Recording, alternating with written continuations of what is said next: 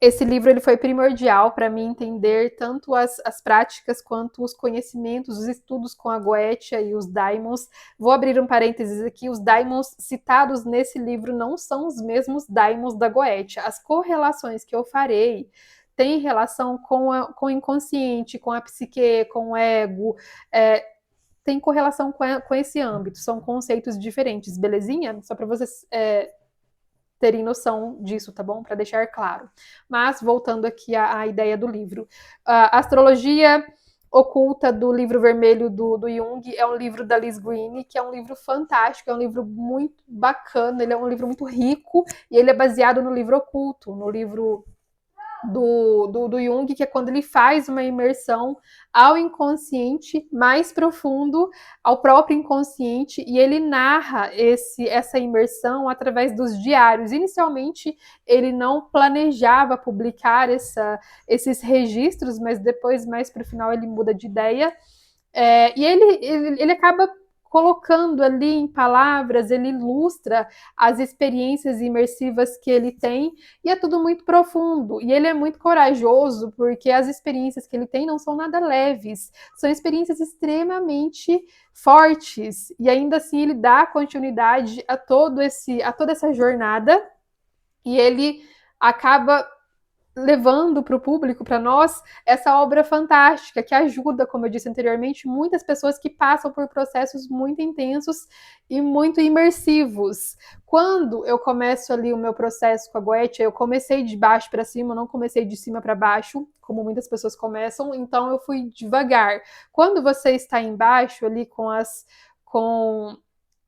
os daimons da baixa hierarquia, você consegue levar de uma forma mais equilibrada. Quando você vai subindo ali os níveis, a coisa ela começa a ficar muito mais intensa. Quando você faz os seus processos de meditação, gnose, quando você entra ali na energia daquele daimon, quando você começa a incorporar a energia daquele daimon, o seu inconsciente reverbera porque ele precisa liberar algumas informações para que aquelas potencialidades e aquelas qualidades que foram acordadas sejam incorporadas na matéria, nessa terceira dimensão.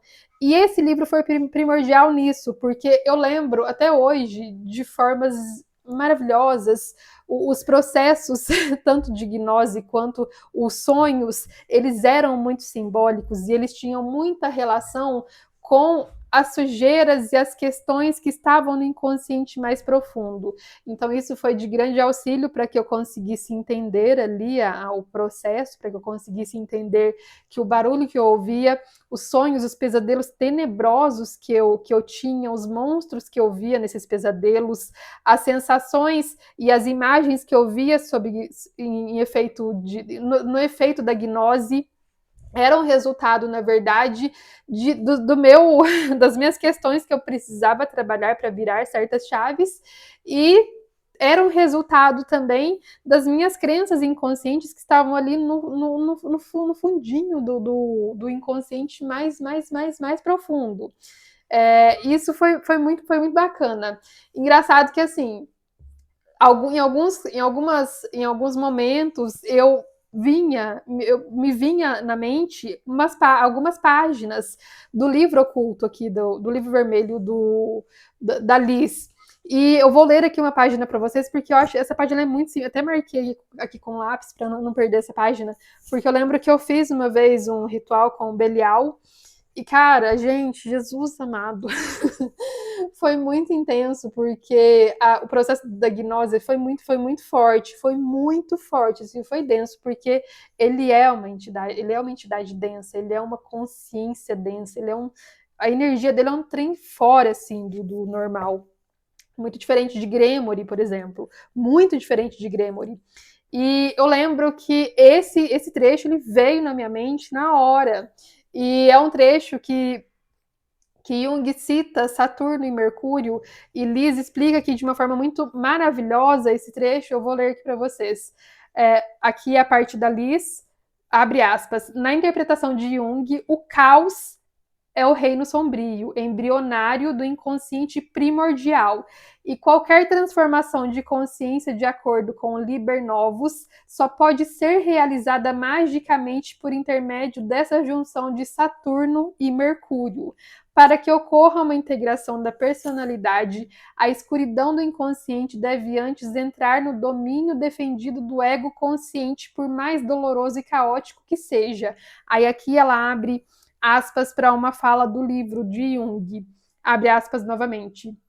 Você abre os portões da alma para deixar a correnteza sombria do caos fluir até sua ordem e sentido. Se casar o ordeiro com o caótico, você produzirá a criança divina. Esse trecho da criança divina eu achei muito, cara, muito simbólico e muito profundo. O sentido supremo que transpõe qualquer significado ou falta dele. Ou seja, aqui ela fala justamente sobre a integração das qualidades de Saturno e Mercúrio, da necessidade, na verdade, da junção desses dois gigantes, para que esse caos ele reverbere, para que essa criança nasça, para que as novas ideias nasçam. Essa é uma interpretação minha.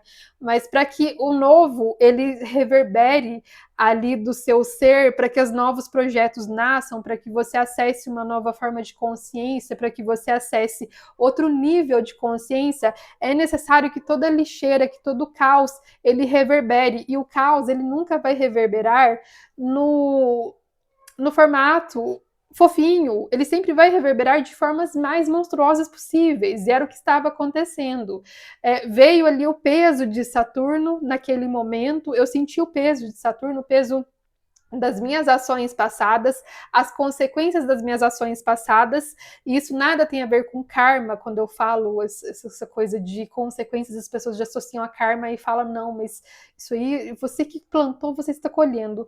Até pode ter alguma relação, sim, mas tem muito mais relação, aliás, tem muito mais sentido eu dizer que isso tem relação com o peso de Saturno por conta de que nada fica basicamente impune, se bem que isso é karma, né? Eu tô aqui me enrolando na minha própria interpretação, mas isso, de uma certa forma, sim, tem, sim. Vou mudar aqui a minha interpretação.